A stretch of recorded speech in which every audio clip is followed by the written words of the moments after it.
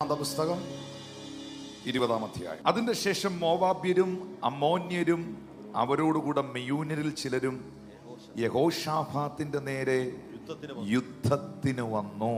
അപ്പോൾ യഹോശാഫത്ത് എന്താണ് ചെയ്തത്? 5-ാം വാക്യം. യഹോശാഫത്ത് യഹോവയുടെ ആലയത്തിൽ പുതിയ പ്രാകാരത്തിന്റെ മുൻപിൽ യഹൂദയുടെയും യെരൂശലേമിന്റെയും സഭാമധ്യയിൽ നിന്നുകൊണ്ട്. അപ്പോ യഹോശാഫത്ത് എന്ന് പറയുന്ന രാജാവിൻ്റെ മുൻപിൽ ഒരു വെല്ലുവിളി ഉണ്ടാകുകയാണ്. യുദ്ധത്തിനുള്ള ആഹ്വാനം ഉണ്ടാകുകയാണ്. ഈ സമയത്ത് അദ്ദേഹം ഒരു രാജാവാണ്. അദ്ദേഹത്തിന് രാജ്യത്തിൻ്റെ മുഴുവൻ സംവിധാനങ്ങളുമുണ്ട്. അയൽ രാജ്യങ്ങളും മറ്റ് ദേശങ്ങളും യുദ്ധം ഡിക്ലയർ ചെയ്യുമ്പോൾ ആദ്യം ഒരു രാജാവ് അന്വേഷിക്കേണ്ടത്, സജ്ജീകരിക്കേണ്ടത്, ക്രമീകരിക്കേണ്ടത് സൈന്യത്തെയാണ്. ഒരു യുദ്ധത്തിന്റെ ആഹ്വാനം യഹോശാഫത്തിന്റെ മുൻപിൽ വരുമ്പോൾ 5-ാമത്തെ വാക്യത്തിൽ പറയുന്നു, യഹോശാഫത്ത് നേരെ പോയത് ആയുധപ്പുരയിലേക്കല്ല, ആലയത്തിലേക്കാണ്. യഹോശാഫത്ത് നേരെ പോയത് പ്രാർത്ഥനയുടെ, ദൈവസാന്നിധ്യത്തിന്റെ, ആരാധനയുടെ ആലയത്തിലാണ്. എന്നിട്ട് ആ സഭാമധ്യയിൽ നിന്നുകൊണ്ട് ആ മനുഷ്യൻ പറഞ്ഞു, ഞങ്ങളുടെ പിതാക്കന്മാരുടെ ദൈവമായ യഹോവേ, നീ സ്വർഗസ്ഥനായ ദൈവം അല്ലയോ? നീ ജാതികളെയും സകല രാജ്യങ്ങളെയും ഭരിക്കുന്നല്ലോ. ആർക്കും എതിർക്കാൻ കഴിയാത്ത ശക്തിയും പരാക്രമവും നിനക്കുണ്ടല്ലോ. ഇത് ഒരു ഉറപ്പാണ്, ഇതൊരു വിശ്വാസമാണ്. എനിക്കെതിരെ ശത്രു വെല്ലുവിളിക്കുമ്പോൾ അത് രോഗമായിട്ടായിരിക്കാം, മാനസിക സമ്മർദ്ദങ്ങളായിട്ടായിരിക്കാം, തലമുറകളുടെ വിഷയവുമായിട്ടായിരിക്കാം, സാമ്പത്തിക മേഖലയിലായിരിക്കാം, ബിസിനസ്സിനോടുള്ള ബന്ധത്തിലായിരിക്കാം, കുടുംബജീവിതത്തോടുള്ള ബന്ധത്തിലായിരിക്കാം. നിന്നെ തീർത്ത് കളയും, തകർത്ത് കളയുമെന്ന് ഒരു കൂട്ടം സമൂഹം ഒന്നിച്ച് ആർത്തു വിളിക്കുമ്പോൾ ദൈവത്തിൻ്റെ സന്നിധിയിൽ നിന്നുകൊണ്ട്, ആരാധനയുടെ മധ്യയിൽ നിന്നുകൊണ്ട് നിങ്ങൾക്ക് യഹോശാഫത്തിനെ പോലെ പറയാൻ കഴിയുമോ? സൈന്യബലത്തെക്കായാലും ആയുധങ്ങളെക്കായാലും സർവശക്തനാകുന്ന ദൈവമേ, നീ സ്വർഗസ്ഥനായ ദൈവമല്ലോ. സകല രാജ്യങ്ങളെയും നിന്റെ കയ്യിലാണ്. ആർക്കും എതിർക്കാൻ കഴിയാത്ത ശക്തിയും പരാക്രമവും നിനക്കുണ്ട്. നീ എൻ്റെ ശത്രുവിനേക്കാൾ ശക്തനാണ്. എൻ്റെ ദൈവം എൻ്റെ രോഗത്തെക്കാൾ ശക്തനാണ്. എൻ്റെ ദൈവം എൻ്റെ ആവശ്യങ്ങളെക്കാൾ ശക്തനാണ്. എൻ്റെ ദൈവം എൻ്റെ സാമ്പത്തിക വിഷയങ്ങളെക്കാൾ ശക്തനാണ്. എൻ്റെ ദൈവം എൻ്റെ പ്രതിസന്ധികളെക്കാൾ ശക്തനാണ്. ഈ ആരാധനയുടെ മധ്യയിൽ എത്ര പേർക്ക് പറയാൻ കഴിയും, ഞാൻ നേരിടുന്ന സകല വിഷയങ്ങളെക്കാളും വലിയവനാണ് എൻ്റെ ദൈവം എന്ന ഉറപ്പുള്ള ദൈവമക്കൾ അധരങ്ങളെ തുറന്ന് ശബ്ദമുയർത്തി കർത്താവിന് നന്ദി പറയാമോ? പച്ചവെള്ളത്തെ വീഞ്ഞാക്കാൻ കഴിയുന്നവൻ, കൂനയായവളെ നിവർത്താൻ കഴിയുന്നവൻ, അന്ധന് കാഴ്ച കൊടുത്തവൻ, ചെകിടന്റെ ചെവിയെ കേൾപ്പിച്ചവൻ, ഊമരെ സംസാരിപ്പിച്ചവൻ, മരിച്ചവരെ ഉയർപ്പിച്ചവൻ, കുഷ്ഠരോഗികളെ ശുദ്ധമാക്കിയവൻ, 7 പൊന്നില വിളക്കിട നടുവിൽ നിലയങ്കി ധരിച്ച് ഉലാവുന്നവൻ, ആൽഫയും ഒമേഗയുമായവൻ, വന്നവനും വരുവാനിരിക്കുന്നവനുമായവൻ, താൻ മാത്രം അമർത്യത ഉള്ളവനും അടുത്തു കൂടുവാൻ കഴിയാത്ത വെളിച്ചത്തിൽ വസിക്കുന്നവനുമാകുന്ന, ആർക്കും എതിർക്കാൻ കഴിയാത്ത, എത്ര സൈന്യങ്ങൾ എനിക്കെതിരെ വന്നാലും, എത്ര ശക്തികൾ എനിക്കെതിരെ എഴുന്നേറ്റാലും, എന്നോട് ദൈവാത്മാ പറയുന്നു, ഈ കഴിഞ്ഞ ആഴ്ചകളിൽ, ഈ കഴിഞ്ഞ ദിവസങ്ങളിൽ നിന്റെ മാനസിക മേഖലയോടും, നിന്റെ പ്രാർത്ഥനാ ജീവിതത്തോടും, നിന്റെ സാമ്പത്തിക മണ്ഡലത്തോടും ശത്രു ശക്തിയോടെ എതിർക്കുമ്പോൾ ആത്മാവ് സഭയോട് പറയുന്നു, ഒരു ശക്തികൾക്കും എതിർക്കാൻ കഴിയാത്ത, ഒരു സൈന്യത്തിനും ജയിക്കാൻ കഴിയാത്ത, ഒരു ശക്തികൾക്കും ഒതുക്കാൻ കഴിയാത്ത ശക്തിയും പരാക്രമവും നിന്റെ ദൈവത്തിനുണ്ട്. യേശുവിന്റെ അധികാരമുള്ള നാമത്തിൽ വിളിച്ചു പറ, എന്റെ ദൈവം ഗോലിയാത്തിനേക്കാൾ വലിയവൻ, എന്റെ ദൈവം ദാഗോനേക്കാൾ വലിയവൻ, എന്റെ ദൈവം ഫെലിസ്തീനേക്കാൾ വലിയവൻ, എന്റെ ദൈവം സർവശക്തൻ. ഒരു കൂട്ടം ജനം, മോവാബ്യരും അമ്മോന്യരും ഈ മെയൂന്യരും ഒന്നിച്ച് യുദ്ധത്തിനായി യഹോശാഫത്തിന്റെ മുൻപിൽ വരുമ്പോൾ ഈ ദൈവ മനുഷ്യൻ പറയുകയാണ്, ദൈവസന്നിധിയിൽ നിന്ന്, നീ സ്വർഗസ്ഥനായ ദൈവമാണ്, സകല രാജ്യങ്ങളെയും നീയാണ് ഭരിക്കുന്നത്. ഞാനൊരു രാജാവാണെങ്കിലും ഭരണചക്രം നിന്റെ കയ്യിലാ കർത്താവേ. പറയാമോ, ഞാനൊരു ഭർത്താവാണെങ്കിലും, ഞാനൊരു ഭാര്യയാണെങ്കിലും, ഞാനൊരു ശുശ്രൂഷകനാണെങ്കിലും, കർത്താവേ എന്റെ അമരത്ത് നീയാ കർത്താവേ. എന്റെ ആവശ്യങ്ങളുടെ മേളിൽ നീയാ കർത്താവേ. എന്റെ കുടുംബത്തിന്റെ മേളിൽ നീയാ കർത്താവേ. എനിക്ക് മക്കളെ തന്നത് നീയാ കർത്താവേ. എനിക്ക് കുടുംബം തന്നത് നീയാ കർത്താവേ. എനിക്ക് ശുശ്രൂഷ തന്നത് നീയാ കർത്താവേ. എനിക്ക് വഴികളെ തുറന്നത് നീയാ കർത്താവേ. ഒരു ശക്തികൾക്കും എന്നെ ഒതുക്കാൻ കഴിയാത്ത നിലകളിൽ എന്നെ മാനിക്കുവാനുള്ള ശക്തിയും പരാക്രമവും നിന്റെ കയ്യിലുണ്ട്. ഇത് പറഞ്ഞതൊരു രാജ്യത്തിലെ രാജാവാ. ആർക്കും എതിർക്കാൻ കഴിയാത്ത ശക്തിയും പരാക്രമവും നിന്റെ പക്കലുണ്ട്. Because you are controlling, you are ruling everything. Can you please say that word? My God is ruling. He is the ruler. എന്റെ തലമുറകളെ സ്വാധീനിക്കുന്ന സ്വാധീനം എന്റെ ദൈവമാ. പറ, എന്റെ കുടുംബത്തെ സ്വാധീനിക്കുന്ന സ്വാധീനം എന്റെ ദൈവമാ. എന്റെ സഭയെ സ്വാധീനിക്കുന്ന സ്വാധീനം എന്റെ ദൈവമാ. എന്റെ ആയുസ്സിനെ നിലനിർത്തുന്ന സ്വാധീനം എന്റെ ദൈവമാ കർത്താവേ. വേദപുസ്തകം പറയുന്നു, ഈ മനുഷ്യൻ തന്റെ രാജ്യത്തോട്, തന്റെ ജനത്തോട് താൻ 8ാമത്തെ വാക്യത്തിൽ ഒരാഹ്വാനം കൊടുക്കുകയാണ്. ന്യായവിധിയുടെ വാളോ, മഹാമാരി, ക്ഷാമം എന്നിങ്ങനെ വല്ല അനർത്ഥവും ഞങ്ങൾക്ക് വരുമ്പോ ഞങ്ങൾ ഈ ആലയത്തിന്റെ മുൻപിലും നിന്റെ സന്നിധിയിലും നിന്നു. നിന്റെ നാമം ഈ ആലയത്തിലുണ്ടല്ലോ. ഞങ്ങൾ സങ്കടത്തിൽ നിന്നോട് നിലവിളിക്കുകയും നീ കേട്ട് രക്ഷ വരുത്തുകയും ചെയ്യും. കർത്താവേ, മഹാമാരി വന്നാൽ വരട്ടെ, ക്ഷാമം വന്നാൽ വരട്ടെ, എന്ത് പ്രതിസന്ധി എൻ്റെ മുമ്പിൽ വന്നാലും നിന്റെ സന്നിധിയിൽ നിന്ന് ഞാൻ അതിനെ നേരിടും. ഇത് ഇന്ന് ചിലരോടുള്ള ദൈവികമായ ശബ്ദമാണ്. Any challenges, any circumstances, any problems you are facing in your life, ഏത് പ്രശ്നവും, ഏത് സാഹചര്യവും, ഏത് പ്രതിസന്ധിയും വന്നോട്ടെ, എന്തും വന്നോട്ടെ, കർത്താവേ നിന്റെ സന്നിധിയിൽ നിന്നുകൊണ്ട് ഞാൻ അതിനെ ധൈര്യത്തോടെ നേരിടും.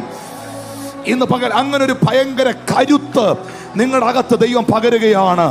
എന്നോട് പരിശുദ്ധാത്മ പറയുന്നു, ചില ഭയങ്ങൾ നിങ്ങളെ പിടിച്ചിരിക്കുന്നു, ചില സാഹചര്യങ്ങൾ നിങ്ങളെ ഭയപ്പെടുത്തുന്നു, ചില കേൾവികൾ നിങ്ങളെ ഭയപ്പെടുത്തുന്നു, ചില വിഷയങ്ങൾ നിങ്ങളെ ഭയപ്പെടുത്തുന്നു. അതിന്റെ മുൻപിൽ നിന്നോണ്ട് തിരുവെഴുത്തുകളെ ഉയർത്തി നിനക്ക് പറയാൻ കഴിയാമോ, ഇത് ഞാനും എന്റെ ദൈവവും കൂടെ നേരിടും.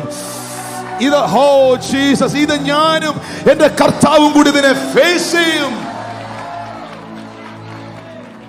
എനിക്കൊരു കാര്യത്തിൽ ഉറപ്പുണ്ട്. യഹോശാഫത്ത് പറയുന്നു, നിന്റെ നാമം ഈ ആലയത്തിലുണ്ട്.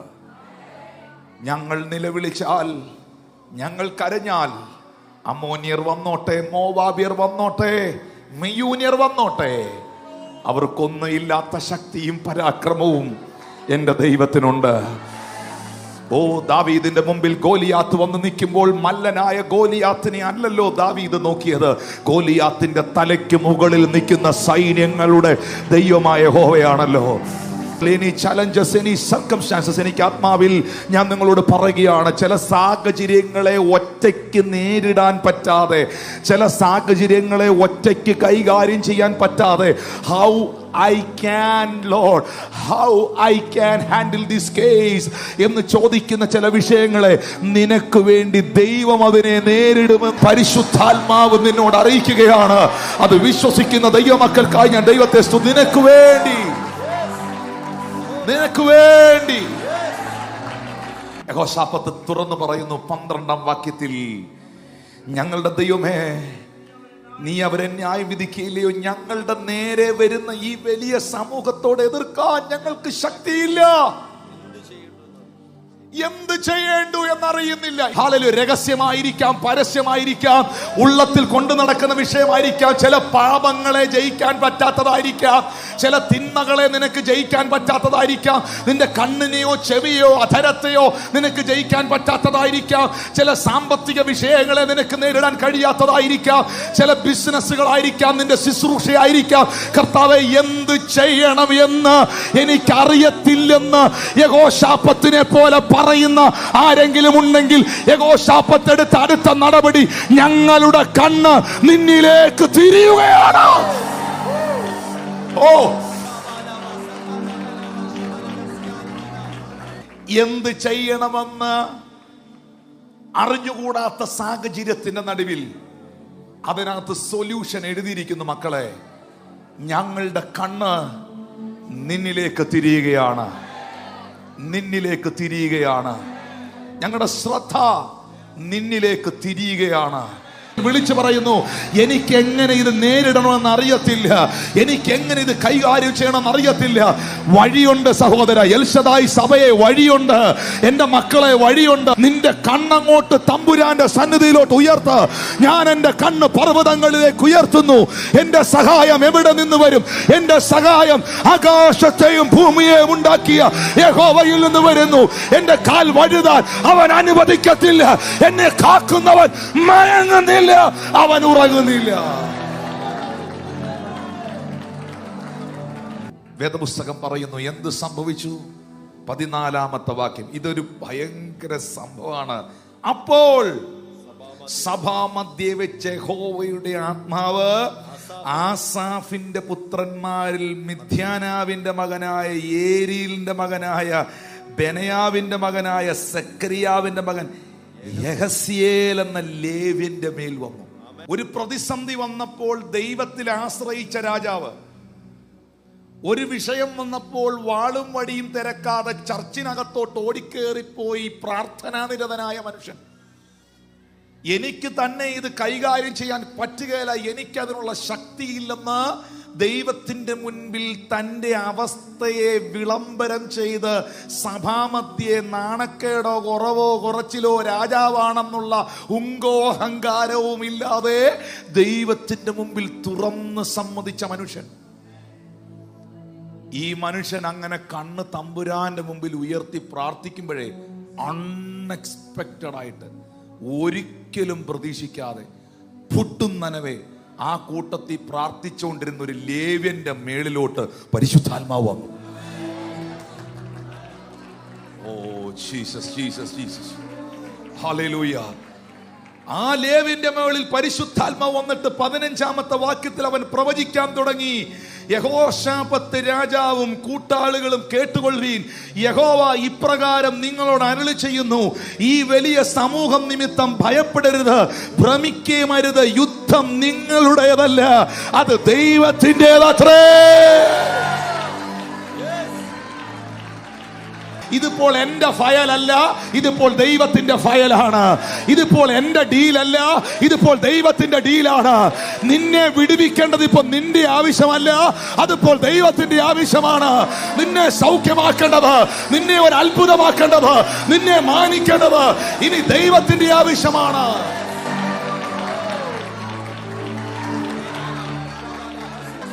ഒരു വിഷയത്തിന്റെ മുൻപിൽ, ഒരാവശ്യത്തിന്റെ മുൻപിൽ, ഒരു സാഹചര്യത്തിന്റെ മുൻപിൽ ദൈവത്തിന്റെ മുഖം അന്വേഷിച്ചവരോട് ഞാൻ പറയുന്നു, പ്രാർത്ഥിച്ചവർ ഈ സഭയിലുണ്ടോ?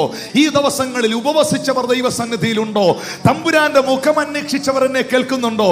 ഞാൻ ഉറപ്പായും പറയുന്നു, ഇത് എന്റെ യുദ്ധമല്ല, ഇത് കർത്താവേ നിന്റെ യുദ്ധമാണ് എന്ന് നീ ദൈവത്തോട് പറഞ്ഞാൽ ആ യുദ്ധം ദൈവം എടുക്കും. ആ യുദ്ധം ദൈവം എടുക്കും. ഒന്ന് കൈമാറിയേ, ആ ഫയലൊന്ന് കൈമാറിയേ, ആ ഫയലൊന്ന് കൈമാറിയേ. എല്ലാവരും സ്തോത്രം പറയാൻ ഞാൻ പറയത്തില്ല, പ്രാർത്ഥിച്ചവർ സ്തോത്രം പറയണം. എല്ലാവരും കൈകൊട്ടാൻ ഞാൻ പറയത്തില്ല. ദൈവത്തിന്റെ സന്നിധിയിൽ യഹോശാഫാത്തിനെ പോലെ ആമേൻ നിലവിളിച്ചവർ ആരാധിക്കണം. തമ്പുരാന്റെ മുമ്പിൽ നിനക്കൊരു ഉറപ്പുണ്ട്, ഈ യുദ്ധം ഇപ്പോൾ എന്റേതല്ല, ഈ യുദ്ധം ഇപ്പോൾ എന്റെ കുടുംബത്തിൻ്റെതല്ല, ഈ യുദ്ധം ഇപ്പോൾ എന്റെ സഭയുടേതല്ല, ഈ യുദ്ധം ഇപ്പോൾ ദൈവത്തിൻ്റെതാണ്. ശാരീരിക പ്രയാസത്താൽ ഭാരപ്പെടുന്ന ദൈവദാസനെ, ശാരീരിക വിഷയത്താൽ പ്രയാസപ്പെടുന്ന ദൈവപുരുഷനെ, ഇന്ന് പകൽ പ്രിയ കുടുംബമേ, നിന്നോട് കർത്താവ് ഇടപെടുന്നു. തമ്പുരാന്റെ മുമ്പിൽ നീ നെടുമ്പാട് കിടന്ന് നിലവിളിച്ച് പ്രാർത്ഥിച്ചെങ്കിൽ ഇപ്പോൾ യുദ്ധം നിന്റേതല്ല, ഇപ്പോൾ യുദ്ധം ദൈവത്തിൻ്റെതാണ്. നീ പരാജയപ്പെടാൻ, നീ തകർന്നു പോകാൻ, നീ മരിച്ചു പോകാൻ എന്റെ ദൈവം അനുവദിക്കത്തില്ല. പുതിയ നിയമത്തിലാണ് സംഭവിച്ചതെങ്കിൽ ഞാൻ പറയുന്നു ഇതൊരു സാധാരണ കാര്യമാണ്. പക്ഷേ ഇത് പുതിയ നിയമത്തിലാണ്. ഇങ്ങനെ പ്രാർത്ഥിച്ചുകൊണ്ടിരുന്ന സമയത്ത് അൺഎക്സ്പെക്റ്റഡ് ആയിട്ട് ഒരുത്തൻ എഴുന്നേറ്റ് പ്രവചിച്ചത് പുതിയ നിയമത്തിൽ പരിശുദ്ധാത്മാവ് അതിശക്തമായി ചലിക്കുന്ന കാലഘട്ടത്തിലാണ് സംഭവിച്ചതെങ്കിൽ ഇതൊരു നാച്ചുറൽ കാര്യമാണ്. ഇവര് പ്രതീക്ഷിക്കുന്നതേയില്ല, ഇങ്ങനൊരു കാര്യം പ്രതീക്ഷിക്കുന്നില്ല. യഹോശാഫത്ത് തന്റെ വേദനകളും ആവലാതികളും ദുഃഖങ്ങളും ദൈവത്തോട് ഇങ്ങനെ പറഞ്ഞുകൊണ്ടിരിക്കുമ്പോൾ യഹോശാഫത്തിന് ദൈവത്തിന് ചിലത് പറയാനുണ്ട്. ഞാൻ ഇന്ന് എൻ്റെ അധരത്തിൽ നിന്നൊരു വാക്ക് റിലീസ് ചെയ്യുകയാണ്. ദൈവം പറഞ്ഞത് നീ അനുസരിച്ചിട്ടുണ്ടെങ്കിൽ നീ പറയുന്ന ചിലത് ദൈവം ചെയ്യാൻ പോവുകയാണ്. ഇതിനകത്തുള്ള ഒരു വലിയ പദ്ധതി എന്നാണെന്നറിയോ? നിങ്ങൾക്കറിയാം, ഒരു യഹോവയുടെ വായ ഒരു കാര്യം അരുളി ചെയ്ത് കഴിഞ്ഞിട്ടാണ് ആ വാക്കിന്റെ മേളിലാണ്, ആ പ്രൊഫസിയുടെ മേളിലാണ് പിന്നെ ദൈവം ചലിക്കുന്നത്. അഗ്രിപ്പ രാജാവ് വിധി പുറപ്പെടുവിച്ച്, അപ്പോസ്തല പ്രവർത്തികൾ വായിക്കുമ്പോൾ അഗ്രിപ്പാവ് വിധി പുറപ്പെടുവിച്ച് പൗലോസിനെയും കൂട്ടാളികളെയും റോമിലെ ജയിലിൽ അടയ്ക്കാൻ ഷിപ്പിനകത്ത്, കപ്പലിനകത്ത് കയറ്റിക്കൊണ്ട് ഇവർ സഞ്ചരിക്കുമ്പോൾ ആദ്യം പറയുന്നു, ബൈബിൾ പറയുന്നു, വായിക്കാൻ സമയമില്ലാത്തതുകൊണ്ട് സമ്മതിക്കാത്ത കാറ്റടിച്ചു.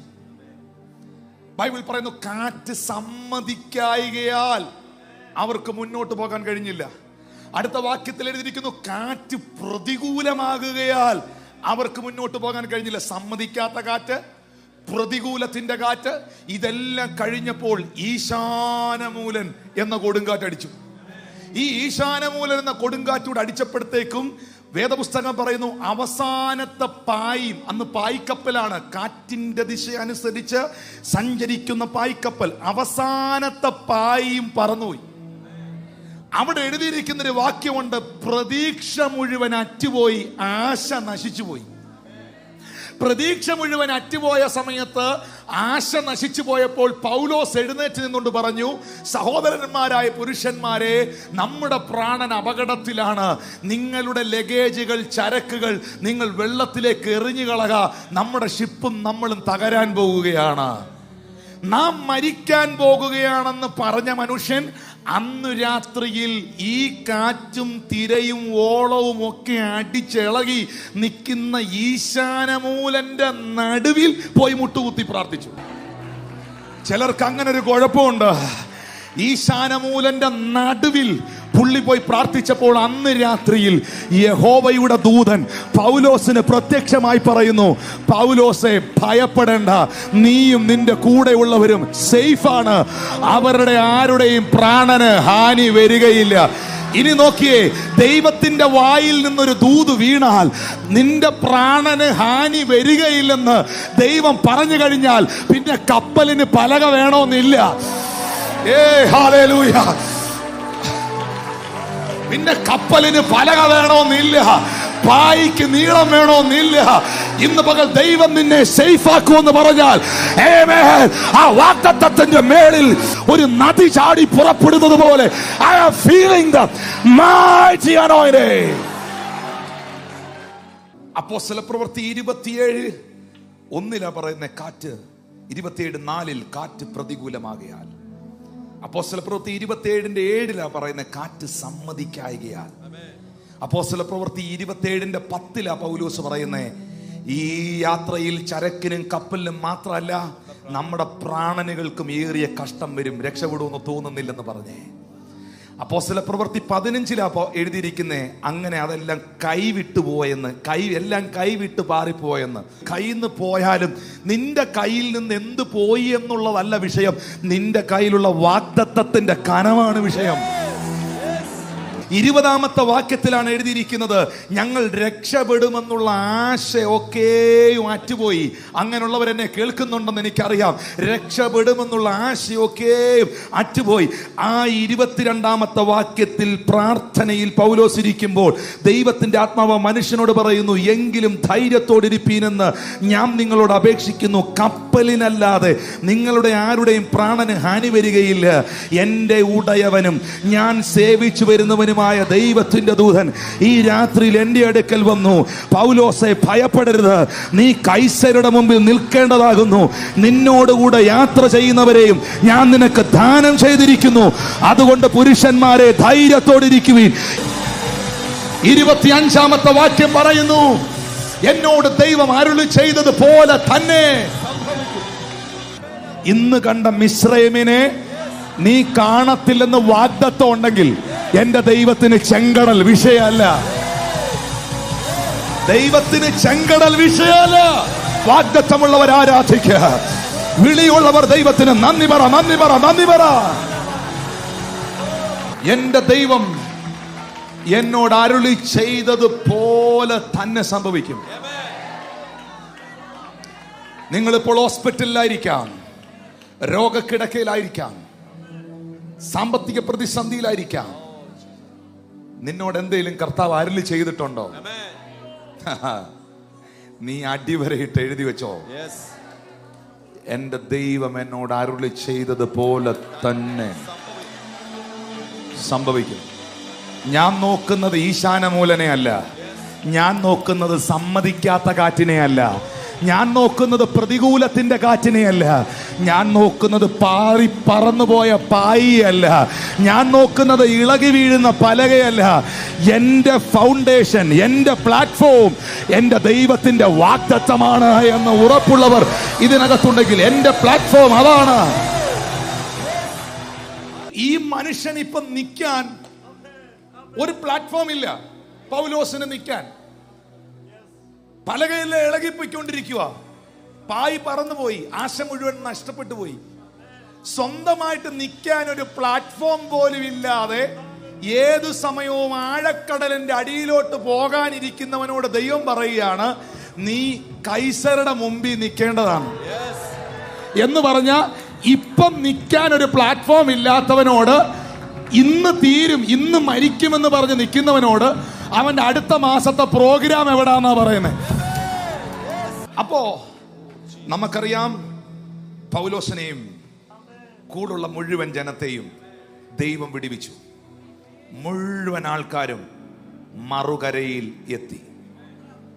34ാമത്തെ വാക്യത്തിൽ പറയുന്നുണ്ട്, നിങ്ങളുടെ ഒരുത്തന്റെ തലയിൽ ഒരു രോമം പോലും നഷ്ടമാകുകയില്ല.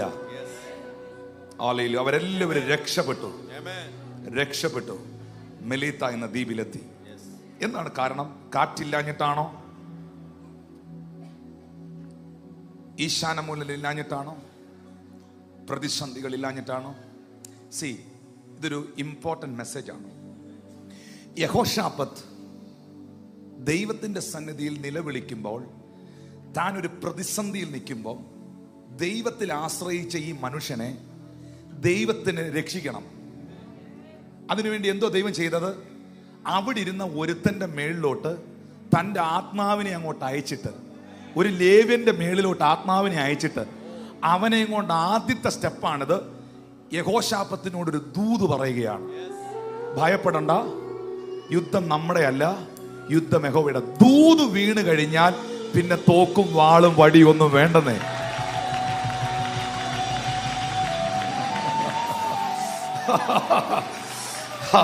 വാഗ്ദത്തത്തിനകത്ത് ചലിക്കുന്ന ദൈവകരം ഒരു ലേവ്യനെയും കൊണ്ട് പ്രവചിപ്പിച്ചു. നിന്റെ മേളിലോട്ട് ദൈവം ഒരു യഹോവയുടെ എന്തെങ്കിലും അരുളി ചെയ്തു കഴിഞ്ഞാൽ ദൈവം അത് ചെയ്തേ പോത്തുള്ളൂ. ഞാൻ പ്രവർത്തിക്കും, ആരത് തടുക്കും?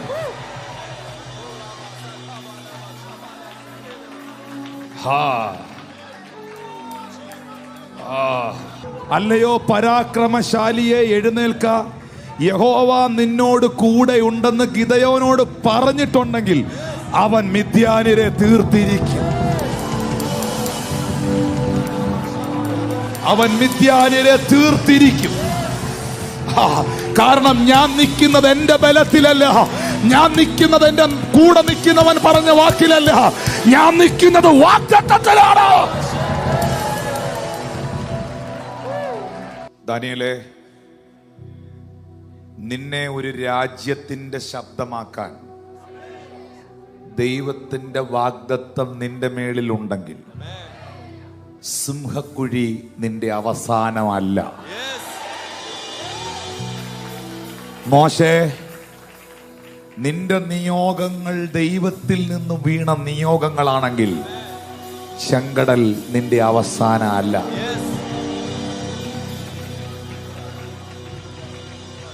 ജോസഫേ, നിന്റെ മേളിൽ കിടക്കുന്ന വാഗ്ദത്തം രാജ്യത്തിന്റെ പ്രഥമ പുരുഷനാകും, സകലരും നിന്നെ വീണു വണങ്ങും എന്ന വാഗ്ദത്താണെങ്കിൽ കാരാഗ്രഹമോ പൊട്ടക്കിണറോ നിന്റെ അവസാനം അല്ല. നിന്റെ അവസാനം അല്ല. ഈ മന്ദിരം നിങ്ങൾ പൊളിക്കുവീൻ, ഞാൻ ഇതിനെ 3 നാൾ കൊണ്ട് പണിയും, ഞാൻ 3-ാം ദിവസം ഉയർക്കുമെന്ന് നസറായൻ വാ കൊണ്ട് പറഞ്ഞെങ്കിൽ കൂരിരുളോ കുരിശോ കാരിരും ബാണിയോ ശിരസിൽ തറച്ച മുൾക്കിരീടമോ അടക്കിയ കല്ലറയോ ഉരുട്ടി വെച്ച കല്ലോ ഒരു വീഴ്ചയല്ല. ഇസ്ഹാക്കേ, നീ ഈജിപ്തിലോട്ട് പോകരുത്, നീ ഗരാറിൽ പാർത്തോണം, നിന്നെ ഞാൻ അവിടെ അനുഗ്രഹിക്കുമെന്ന് ദൈവം പറഞ്ഞെങ്കിൽ നീ കുടിച്ച കിണറുകളെ ഫെലിസ്ത്യൻ മണ്ണിട്ട് മൂടിയാലും, നീ കുഴിച്ച സിത്ന മണ്ണിട്ട് മൂടിയാലും, നീ കുഴിച്ച കിണറുകളെ പുറകെ നടന്ന് മണ്ണിട്ട് മൂടിയാലും, എന്റെ തമ്പുരാൻ നിന്നെ രഹബോത്തിൽ എത്തിച്ചിരിക്കും എന്ന സത്യം നീ തിരിച്ചറിയുക. എന്റെ ദൈവം നിന്നെ രഹബോത്തിൽ എത്തിച്ചിരിക്കും, എന്റെ ദൈവം നിന്നെ രഹബോത്തിൽ എത്തിച്ചിരിക്കും. ആമേൻ. നിന്നോട് എതിർത്ത ശക്തികളെ അവൻ നിലംപരിചാക്കിയിരിക്കും. അവർ നാളുകളിൽ നിന്നോട് സഖ്യത കൂടാൻ വരത്തക്ക നിലകളിൽ എന്റെ പ്രവൃത്തിയെ ഞാൻ ചെയ്തിരിക്കും. അമ്മോന്യരെയും മോവാബിരെയും മെയൂന്യരെയും ദൈവത്തിന് തീർക്കാൻ ഒറ്റ പ്രവചനം മതി, ഒറ്റ ദൂത്. ഒരുത്തന്റെ മേളിലോട്ട് ആത്മാവിനെ ഇട്ട ഒറ്റ പ്രവചനം, അവൻ പ്രവചിച്ചിട്ട് പോകുന്നു, ദൈവം ആ പ്രവചനത്തിന്റെ പുറകെ നിൽക്കുന്നു. പ്രാർത്ഥിച്ച, നിലവിളിച്ച മനുഷ്യന്റെ വിഷയം ദൈവം എടുത്തു. ദൈവം നിന്റെ ഫയൽ എടുത്തു എന്നതിന്റെ തെളിവാണ്, ദൈവം നിന്റെ ഫയൽ എടുത്തു എന്നതിന്റെ തെളിവാണ് ദൈവം ഒരു ദൈവദാസനിലൂടെ, വചനത്തിലൂടെയോ പ്രാർത്ഥനയിലൂടെയോ പ്രവചനത്തിലൂടെയോ നിന്നെ ഒരു ശബ്ദം കേൾപ്പിച്ചത്. ദൂത് പറഞ്ഞതിന് ശേഷമല്ല ദൈവം ഫയൽ എടുക്കുന്നത്, ഫയൽ എടുത്ത കേസിലാണ് ദൂത് പറയുന്നത്. ഒരു ഗവൺമെന്റ് ഉദ്യോഗസ്ഥൻ, ഒരു മന്ത്രി, ഒരു ലീഡർ ആ ഫയൽ നിങ്ങളുടെ കയ്യിൽ നിന്ന് മേടിച്ചിട്ടാണ് നിങ്ങളോട് പറയുന്നത്, ഇത് ഞാൻ ശരിയാക്കി തരാം. ഫയൽ എടുത്തത് നിങ്ങളോടൊരു ദൂതോ ആലോചനയോ ദൈവം അറിയിച്ചിട്ടുണ്ടെങ്കിൽ, അപ്പൊ നിങ്ങൾ പറയും നിങ്ങളുടെ തലേ കൈവച്ച് പറയുന്ന നല്ല ഒരു വചനത്തിലൂടെങ്കിലും, നിങ്ങൾ ഇങ്ങനെ പ്രാർത്ഥിച്ചുകൊണ്ടിരുന്നപ്പോൾ ബൈബിൾ തുറന്ന ഒരു വാക്യത്തിലൂടെങ്കിലും ദൈവം നിങ്ങളോട് സംസാരിച്ചിട്ടുണ്ടെങ്കിൽ അതിന്റെ അർത്ഥം നിന്റെ വിഷയത്തിന്റെ ഫയൽ ദൈവം എടുത്തിട്ടുണ്ട് എന്നതാണ്. ഇനി അതിന്റെ മേളിൽ ആക്ഷൻ ഉണ്ടാവും. നിന്റെ അപ്പത്തെ വെള്ളത്തിന്റെ മേൽ എറിയുക, ഏറെ നാൾ കഴിഞ്ഞാലും അത് തിരിച്ചു വരും. സമയം തെറ്റുകയില്ല. The right time that will come. 17-ാമത്തെ വാക്യത്തിൽ ആ പ്രവചനം നീളുകയാണ്. ഈ പടയിൽ പൊരുതാൻ നിങ്ങൾക്ക് ആവശ്യമില്ല, യഹൂദിയെയും യെരൂശലേമുമായുള്ളവരെയും നിങ്ങൾ സ്ഥിരമായി നിന്ന് യഹോവ നിങ്ങൾക്ക് വരുത്തുന്ന രക്ഷ കണ്ടുകൊള്ളുവിൻ. ഭയപ്പെടണ്ട, ഭ്രമിക്കണ്ട, അവരുടെ നേരെ ചെല്ലുവിൻ, ദൈവം നിങ്ങളുടെ കൂടെയുണ്ട് എന്ന് പറഞ്ഞാൽ നിങ്ങൾ വെറുതെ സ്ട്രെസ്സും സ്ട്രെയിനും ഒന്നും എടുക്കണ്ട. നിങ്ങൾ അങ്ങ് വർക്ക് ചെയ്യാൻ നിന്നാൽ നിങ്ങൾ വർക്ക് ചെയ്യേണ്ടി വരും. പക്ഷെ ദൈവം വർക്ക് ചെയ്യാൻ വേണ്ടി വെയിറ്റ് ചെയ്താൽ നിനക്ക് വർക്ക് ചെയ്യേണ്ടി വരത്തില്ല. ഈ ദൂത് റിലീസായപ്പോൾ 18-ാമത്തെ വാക്യത്തിൽ പറയുന്നു, അപ്പോൾ യഹോശാഫാത്ത് സാഷ്ടാംഗം വണങ്ങി യഹൂദ്യരൊക്കെ യെരൂശലേം നിവാസികളും യഹോവയുടെ മുൻപാകെ വീണ് നമസ്കരിച്ചു. ഇസ്രായേലിന്റെ ദൈവമായ യഹോവയെ അത്യുച്ചത്തിൽ സ്തുതിക്കാൻ എഴുന്നേറ്റു. ദൂത് അങ്ങോട്ട് അഭിഷിക്തന്റെ വായിന്ന് വീണതും ആ ദൂതിന്റെ മുമ്പിൽ അങ്ങ് സാഷ്ടാംഗം വീണു. 20-ാമത്തെ വാക്യത്തിൽ യഹോശാഫാത്ത് പറയുന്നു, യെരൂശലേം യഹൂദിയും യെരൂശലേം നിവാസികളായുള്ളവരെ, എന്റെ വാക്ക് കേൾപ്പീൻ, നിങ്ങളുടെ ദൈവമായ യഹോവയിൽ വിശ്വസിപ്പീൻ.